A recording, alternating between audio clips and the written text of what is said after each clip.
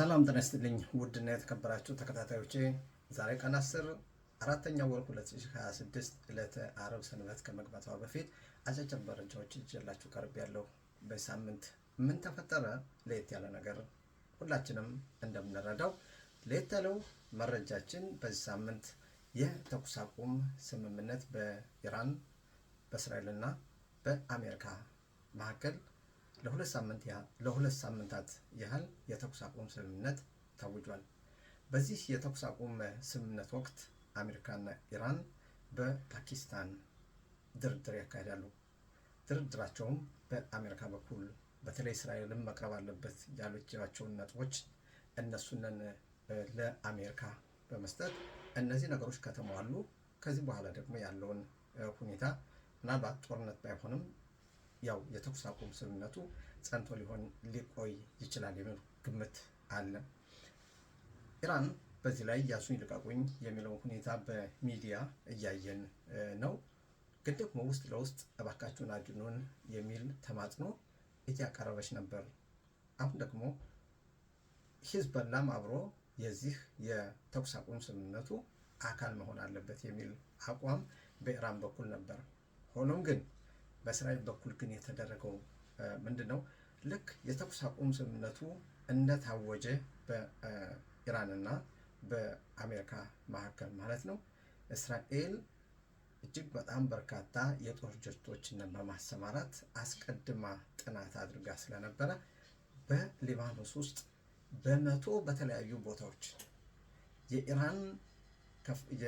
የኢራን አብዮታዊ ዘብ አብረው እነሱ በነበሩበት የሂዝቦላ አመራር የሽብር ቀንደኛ አስተባባሪዎች ባሉበት በዚህ በተለያዩ በመቶ ቦታዎች ከዚያ ላይ በ10 ደቂቃ ውስጥ በተመሳሳይ ድብደባ ማለትም በተመሳሳይ ሁኔታ የእስራኤል አየር የጦር ጀቶች ዶግ አመድ ያደረጉት የሂዝቦላን አባላት በሊባኖስ በኩል እንደሚሉት ከሆነ ከ350 በላይ የሚሆኑ የሂዝቦላ ቀንደኛ አባላትና የሽብር መሪዎች ተደምስሰዋል።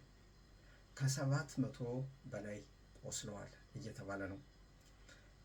ይህ እጅግ በጣም ያስደመመና ከዚያም ኢራንንም ያስደነገጠ ነበር።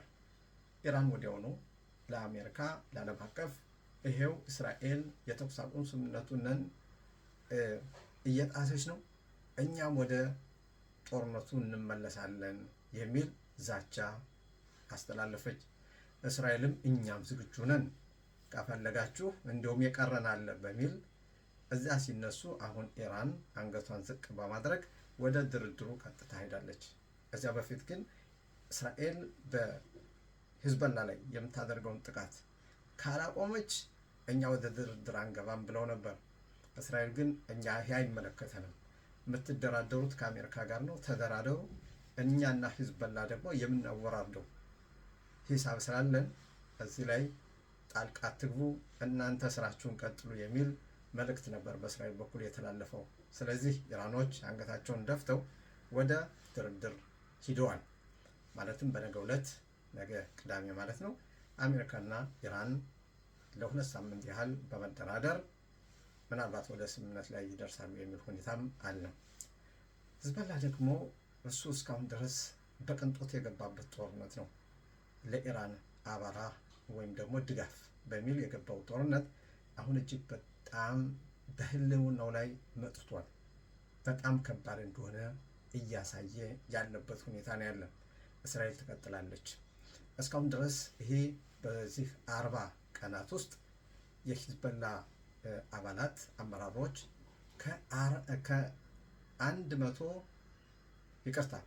ከ1400 በላይ መደምሰሳቸው ታውቋል። በርካታዎች በሺ የሚቆጠሩ ደግሞ ቆስለዋል። በኢራን በኩል ደግሞ ኢራን ይፋ ባደረጉት መሰረት ከ3000 በላይ የጦር አመራሮች ጀነራሎች በአጠቃላይ የኢራን በተለይ የአብዮታዊ ዘብ አስጠባቂ የሚባለው እነሱ መገደላቸውን አመራሮችን ጨምሮ ይፋ አድርገዋል። ግን ሌሎች መረጃዎች እንደሚያሳዩት ግን ከ7000 በላይ የሚሆኑ የኢራን የአብዮት ዘብ አስጠባቂ የሚባሉ እጅግ በጣም ጽንፈኛዎች እነሱ መደምሰሳቸውና ሁላችንም እንደምናውቀው ከላይ ከቁንጮው ጀምሮ እስከታች ድረስ እስራኤል ሙሉ በሙሉ አመራሩን ጨርሰዋለች። በኢራን የነበረው መንግስት አመራር በሙሉ ወድሟል። በአንጻሩ እስራኤል በኢራን ያለውን መንግስት ቀይረዋለች። ተቀይሯል። መንግስት ለመቀየር የሚል ፍላጎትም ነበረ። መንግስቱ ተቀይሯል። እዚያ የነበረው መሪ በሙሉ ተደምስሶ የነበረው አመራር በሙሉ ተቀይሯል። ከአሁን በኋላ ያለው እንግዲህ በዚያኛው መስመር ይሄዳል ወይስ አቅጣጫ ይቀየራል የሚለው ሁኔታ ነው የሚታየው። በአጠቃላይ በዚህ ሳምንት የነበረው ለየት ባለ ሁኔታ ይህንን ያሳየናል። እስራኤል ሁላችንም እንደምናውቀው እንደምንረዳው ጦርነት አትፈልግም። ጦርነት ከመጣና ደግሞ አይ እናንተን ከምድረ ገጽ አጠፋችኋለሁ የሚል ኃይል ከተነሳ ግን ለዚያ ደግሞ ምንም አይነት ብዥታም የለም፣ ምንም አይነት ፋታ መስጠትም አይኖርም።